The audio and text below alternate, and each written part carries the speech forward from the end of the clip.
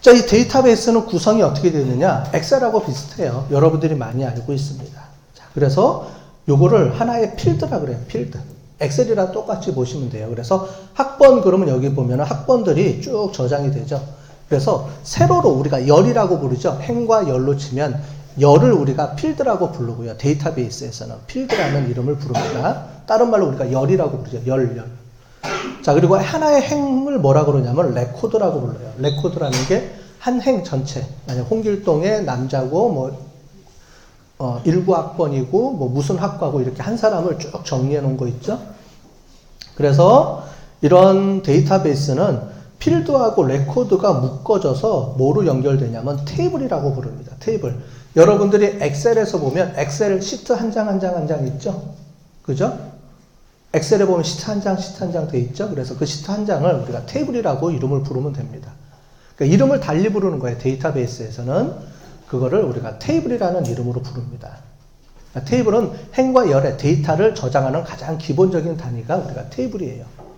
이해되셨죠? 필드하고 레코드를 묶어서 어떤 정보를 관리하는 거를 우리가 테이블이라고 그래요. 그래서 학생 테이블, 여러분들의 정보 있죠? 그 다음에 교수 테이블도 있겠죠? 학교면 교수 테이블이 있고, 그 다음에 여러분들 성적 테이블도 있겠죠? 그죠? 그 다음에 수강 테이블도 있겠죠? 수강 신청해야 되니까. 그래서 이런 여러 가지 테이블들이 있는데, 이런 테이블들을 묶어가지고 관리해주는 거를 뭐라 그러냐면 데이터베이스입니다. 그래서 물리적으로 보면 데이터베이스라는 건 뭐냐? 정보들이 테이블로 묶여져 있는 건데, 이 테이블들을 통합 관리해주는 하나의 파일이라고 보시면 되겠어요. 이제 저장소 이렇게 보시면 되겠죠. 자, 요거는 이제 구분이 되시겠죠?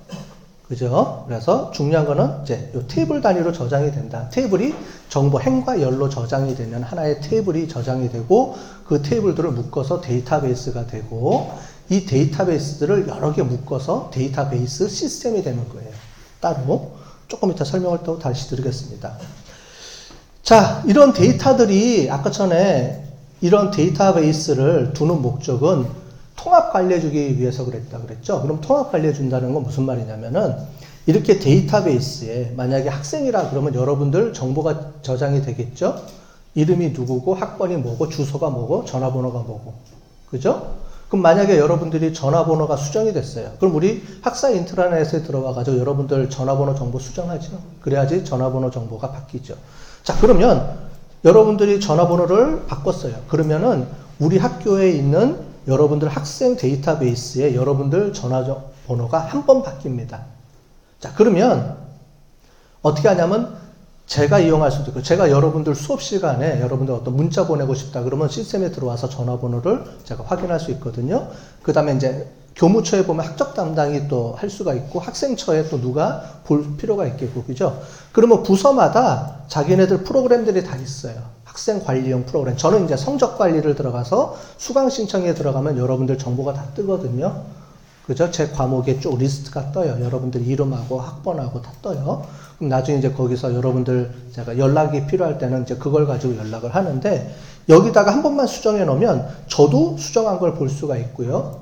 또 교무처에서도 수정한 걸 볼 수가 있고, 또 학생처에서도 수정한 걸 볼 수가 있고, 이렇게 다 필요한 프로그램들이 이 데이터베이스 하나만 가지고 정보를 갖고 와서 보게 되는 개념입니다. 그렇다 보니까 어떻게 돼요? 중복이 안 되죠. 그래서 통합 관리가 되는 거죠. 그래서 이게 데이터베이스가 필요한 겁니다. 통합 관리를 하기 위해서. 데이터베이스의 목적은 그거예요. 따로 정보를 분리하지 않고 한 군데서 통합 관리를 하자. 그래야지만 중복도 안 되고, 그 다음에 뭐죠? 정보가 일관되게 유지가 되는 거죠. 그죠? 자, 그러면 그 앞에 뭔가를 둬서 그 데이터를 관리해주는 시스템이 필요하죠. 그래서 그게 데이터베이스 관리 시스템이라는 게 있어요. 영어로는 데이터베이스 매니지먼트 시스템. 그래서 DBMS라고 부릅니다. 자, 혼동을 하지 마시고요. 데이터베이스는 데이터를 저장하는 공간을 얘기하고요. 저장하는 곳을 얘기하는 거고, 그 데이터베이스를 관리하는 시스템을 데이터베이스 매니지먼트 시스템이라고 우리가 부르는 겁니다. 이해되셨죠? 그래서 뭐 여러 가지 얘기들을 하고 있는데 이건 넘어갈게요. 여러분들이 이해하시기는 좀 어려우니까 그래서 뭐 논리적, 물리적 이런 거를 사용해서 우리가 하기도 하고요. 그래서 DBMS의 장점은 뭐냐? 아까 전에 설명했던 대로 이제 중복이 안 되고요. 그 다음에 그런 것들이 있다라고 보시면 되겠습니다. 자, 그러면 데이터베이스에서 가장 유명한 모델이 있어요. 뭐 데이터베이스도 여러 가지가 존재하겠죠. 그 중에서도 뭐 계층형 모델이라는 게 있는데 이런 건 여러분들 뭐 중요한 게 아닌데 뭐 이런 식으로 해서 이렇게 계속 계층형으로 묶어져서 관리를 하는 거예요. 그럼 이게 중복이 되고 뭐 여러 가지 뭐 좀 관리하기가 좀 어려운 부분이 있어요. 그래서 쓰는 방법이 뭐냐면은 관계형 모델이라고 우리가 부릅니다. 그래서 요즘 쓰는 모든 데이터베이스는 다 관계형 데이터베이스라고 부릅니다. 이 관계형 데이터베이스는 어떤 식으로 되어 있는지 보여드릴게요. 앞에서 봤던 물리적으로 이렇게 포인트라는 걸로 선을 이렇게 다 물리적으로 연결해 주는 게 아니고요. 그냥 다 독립적으로 이루어져 있어요. 요걸 아까 전에 우리가 뭐라고 부른다 그랬죠? 테이블. 그래서 교수 테이블, 학생 테이블, 그러면 학생 담당 교수, 우리 테이블, 이런 테이블들이 있어요. 자, 그러면 이렇게 테이블들을 만들어 놓는데, 자, 그러면은, 자, 여기서 보면 학번이 뭐 9875235라는 학생 학번이 4467이라는 교수하고 서로 지도교수를 맺고 있다. 근데 딱 봤더니 4467이 누구야? 모르잖아요. 그죠? 이 테이블만 보면 우리가 모르죠. 자, 그런데 학번도 이 번호만 가지고 우리가 모르잖아요.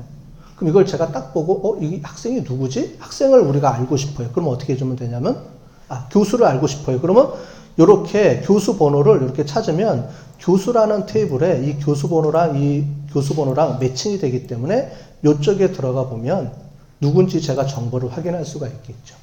만약에 학생도 필요하다 그러면 학생을 이렇게 제가 확인할 수가 있겠죠.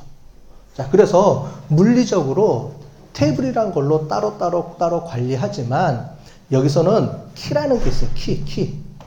키라는 게 있는데 키라는 게 있는데 이게 뭐냐면은 이런 번호를 이용해서 테이블 간의 관계를 우리가 연결해서 볼 수 있다. 그래서 키를 이용해서 테이블 간의 관계를 연결해서 관리한다. 그래서 관계형 데이터베이스라고 부릅니다.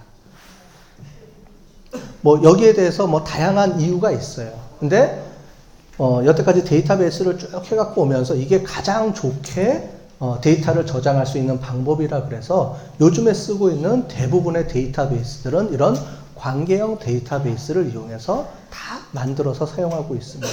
그러니까 우리가 보는 여러분들이 기업에서 들어가서 사용하고 있는 모든 데이터베이스는 전부 다 이 모델이에요.